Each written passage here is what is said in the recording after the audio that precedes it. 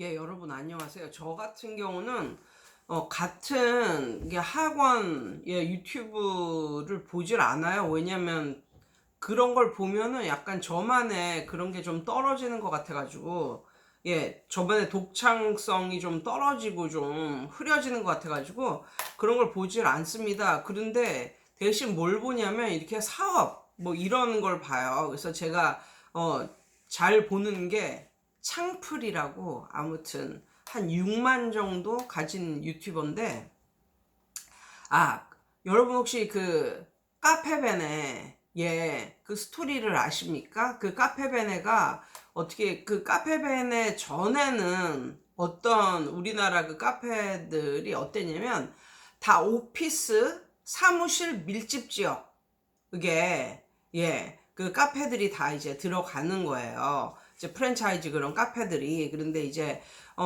그 사람들이 이제 내세운 것은 완전히 오피스 회사 밀집 지역에 들어가야 한다. 그리고 그 카페를 운영하는 그런 자금, 카페를 이제 하는 그 자금이 최소한 뭐 10억 뭐 이 정도, 뭐 5, 6억, 아주 미니멈 5, 6억 뭐 이 정도를 투자를 해야 그런 카페를 운영할 수 있는 이제 이런 기반이었다고 합니다. 그래가지고 그런데 그 돈을 투자를 하고 들어가서 다들 잘 됐어요. 그런데 중요한 거는 카페를 시작을 하려면 많은 돈이 이제 들어가야 됐었다는 거죠. 그런데 이제 그러면서 우리나라 이제 카페 시장이 대박을 치고 이제 넓어지고 이러면서 이제 오피스 상권에는 다 들어갔기 때문에 더 이상 이제 들어갈 데가 없는데, 카페베네라는 그 회사가 나오면서 이제 카페를 이제 창업을 이렇게 하게 해주고, 한 1, 2억 정도를 투자해서 카페를 창업을 할 수 있게 해줬다는 거예요. 그러니까 그거보다 돈이 훨씬 없던 예전에 그 카페를 하려면 한 뭐 5, 6억 이 정도는 미니멈 있었어야 되는데 1, 2억 정도로 이제 창업을 할 수가 있으니까, 사람들이 이제 카페는 어딜 가나 다 잘 되는 줄 알고 이제 돈도 뭐 1, 2억 이렇게 드는 거니까 예전에 비해서 한 3분의 1, 4분의 1 가격으로 카페를 창업을 할 수 있다니까 이제 사람들이 또 몰려든 거죠. 그런데 이미 오피스 상권에는 모든 카페들이 다 들어갔기 때문에 거기는 없고, 이 들어갈 데가 없고, 이 카페베네에서는 아파트 상권에 이제 입점을 시켰다는 거예요. 이 카페들을.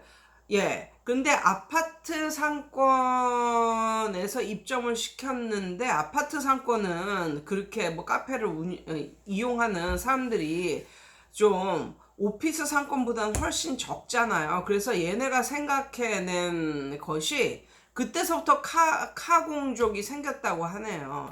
카페에서 공부하는 족들. 근데 이 사람들을 대대적으로 이제 환영을 했대요. 이 카페벤의 이쪽에서. 그런 사람들을 내치지 말고 들어와서 공부를 하다 가게 하라고 말할 뿐만 아니라 대대적으로 카공족들을 환영한다는 식으로 이렇게 했는데, 이렇게 환영한다는 식으로 이렇게 맞아들였는데, 그 이유가 뭐였었냐면 사람이 인테리어가 되는 거죠. 아파트 상권이라 오피스 상권보다는 카페를 이용하는 사람들이 적은데, 사람들의 심리가 그렇잖아요. 뭔가 카페에 쫙 사람들이 앉아 있어. 그러면 저 카페에 들어가서 한 잔 마시고 싶은 그런 느낌. 그러니까는 우리나라 사람들이 그게 굉장히 강한데, 우리나라 사람들은 막 그냥 줄을 서고 먹는 이런 데는 막 30분, 40분 아니면 1시간 이상씩 줄을 서고 먹는 데를 기어이 줄을 서서 먹잖아요. 여기 뭐 별거 있나? 뭐 이런 식으로, 여기 맛있나?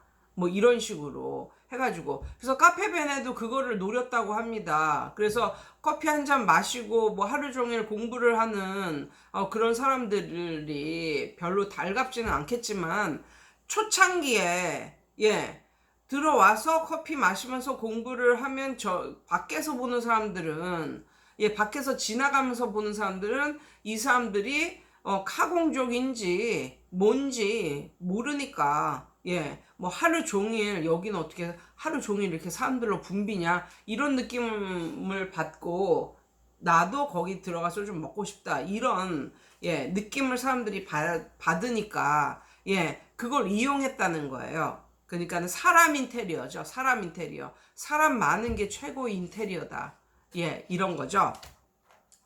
예, 요즘에 저도 학원을 좀 넓은 데로 가고 싶어 하는 이런 생각이 있어가지고 학원을 좀 이렇게 보고 다니는데, 이게 애들이 정말 엄청나게 많아져서 그런 게 아니라, 저 같은 경우에는 좀 애들에게 좀 휴게실 개념의 이런 것을 주고 싶어요. 지금 저희 교습소 같은 경우는 12평인데, 거기에도 휴게실이 있습니다. 그 휴게실에는 뭐가 있냐면, 예, 그, 소파, 길쭉한 소파 하나, 이케아에서 사온 거, 소파 하나, 테이블 하나, 그리고 다른 그냥 이렇게, 그냥 앉을 수 있는 동그란 그냥 의자 한 세 개, 그 정도만 있는데도 애들이 거기 그 휴게실에서 예, 끝나고 가는 애들이 꼭 거기에 앉았다가 이렇게 노닥거리다가 가요. 어떨 때는 공부는 1시간인데 거기서 노닥거리고 가는 거는 2~3시간, 뭐 이런 애들도 있어요. 그곳이 정말 좋은가 봐요. 그런데 밖에서 볼 때는 예, 저희 학원이 1층이거든요. 1층. 예. 밖에서 볼 때는 너무 신발이 너무너무 많은 거야.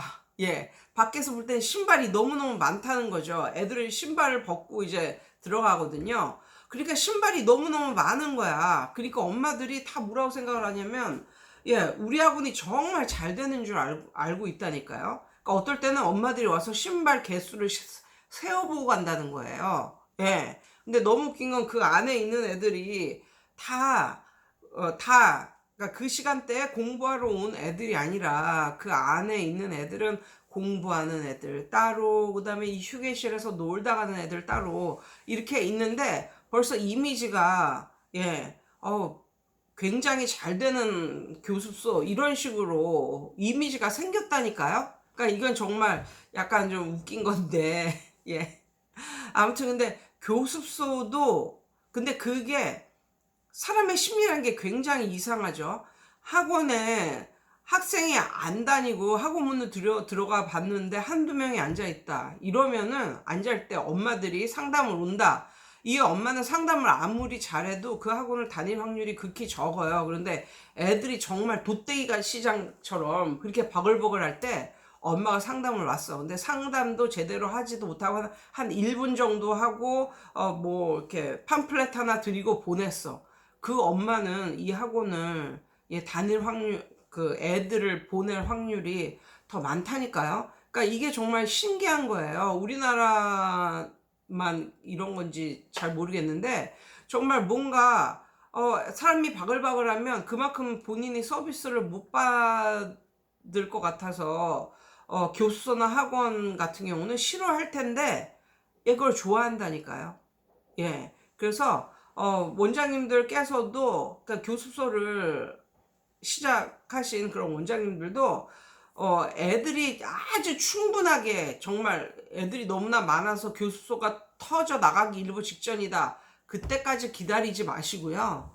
어느 정도 예, 교습소에 아이들이 찼으면 다시 한번 예, 학원이나 더 넓은 그 교습소로 한번 이렇게 이사를 해 보시는 것을 생각하시는 것도 예 굉장히 그러니까 한번 생각을 해 보시는 것도 뭐 한번 해볼 수 있는 생각이라고 예 그런 느낌이 들고요. 이거를 옛날을 한번 생각을 해보면 이걸 맨 처음에 시작했던 게 제가 예전에 다녔던 대치동의 그 학원이었었던 것 같아요. 그 학원이 나머지라는 개념이 있었거든요. 그게 뭐냐면 그날 오자마자 문법하고 이제 단어 시험을 봅니다. 문법하고 단어 시험을 다 보는데 거기서 틀린 게 나오잖아요. 그러면 몇 개가 틀리건 그것을 수업이 끝나고 다 맞을 때까지 예, 다 맞을 때까지 공부를 시킨 후 시험을 보고 가게 하는 그런 시스템이었어요. 그래서 예를 들어서 한 반에 뭐 8명이 있다. 그럼 8명이 뭐 시험을 봤어. 그런데 한 6명 정도가 남게 됐어. 그런데 그 다음 수업에 있는 애들이 오잖아요. 그러면 나머지에 걸린 애들은 뒷자리로 이동을 하는 거죠. 뒷자리로 이동하면서 자기 공부를 하는 거죠. 그리고 그 시간에 공부를 하러 온 애들을 앞자리에 이렇게 앉고, 그래서 밖에서 보면 이게 원래는 정작 공부를 하는 애들이 8명인데 밖에서 보면 한 15명이 앉아 있으니까 엄마들이 생각할 때 이 학원은 어떻게 방방마다 교실마다 애들이 넘쳐나는가 뭐 이렇게 느낄 수도 있었을 것 같아요. 그래가지고 거기에서 대부분의 아이들이 나머지 공부를 하고 갔습니다. 거의 8, 90% 이상이 뭐 시험을 보면 조금이라도 틀리면 그걸 나머지 공부를 하고 재시험을 보고 가는 체제였어요. 그래서 지금 생각을 해보면 옛날에 내 학원이 내가 다녔던 제가 그 강사로 있었던 그 학원이 사람이 가장 큰 인테리어다라는 것을 알고 그것을 한 게 아니었을까 그런 느낌이 듭니다. 그래서 그 당시에는 진짜 교실마다 다 돗대기 시장이었어요. 근데 이제 그 모든 강사들이 다 퍼센티지제로 이렇게 하고 학원과 계약을 막 맺고 이렇게 했기 때문에 정말 학생이 많은 교실과 없는 교실은 진짜 차이가 정말 극명하게 차이가 나는 이런 시스템이었었거든요. 그래서 뭐 보통의 그런데 대부분의 교실은 아이들이 넘쳐나게 그렇게 보였어요. 왜냐하면 그 재시험을 봐야 하는 아이들 때문에. 그 애들이 넘쳐나면요, 이제는 그 교실 뒷자리에 앉는 것이 아니라 나가서 복도에 앉아서 자기 재시험 볼 때를 기다리면서 이렇게 시간을 보냈다니까요. 그러니까 얼마나 엄마들이 딱 왔는데 교실에 애들이 넘쳐나는데 복도까지 애들이 앉아서 이 나머지 시험 대비를 하느라고 공부를 하는 거예요. 밖에서 볼 때는 얼마나 대단한 학원처럼 보이겠습니까? 사실은 그게 아닌데. 그런데 학원을 하다 보면은 약간의 이런 그 쇼 오프 하는 이런 게 지금 생각해 보면 그런 게 약간 좀 필요하기도 한 것 같아요.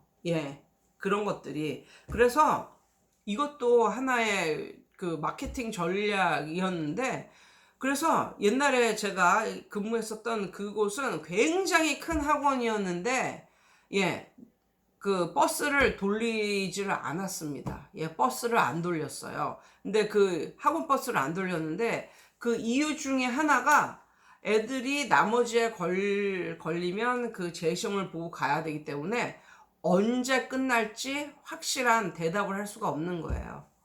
그렇기 때문에 아이들 모두가 다 각자가 끝나는 시간이 다르기 때문에 이 아이들을 위한 학원 버스를 운행을 할 수가 없다. 버스를 운행을 하려면 탁탁탁탁 시간에 맞춰서 끝내줘야 되고 뭐 이래야 되니까. 그런데 이렇게 말을 하니까 더더욱 엄마들이 열광을 하게 됩니다. 그래서 여기 다니면은 진짜 완전히 완벽하게 될 때까지 그냥 끝내주는구나. 뭐 이런 식으로.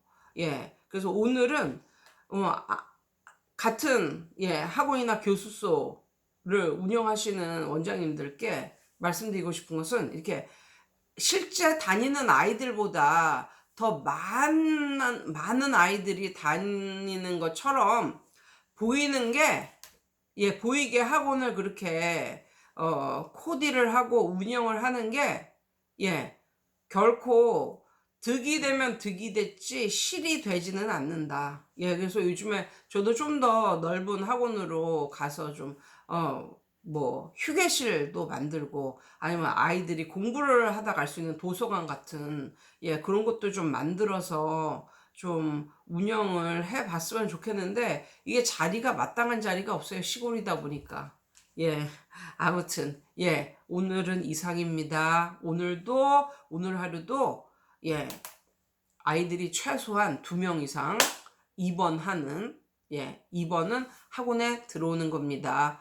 등록하는 그런 하루가 되시길 축복해요.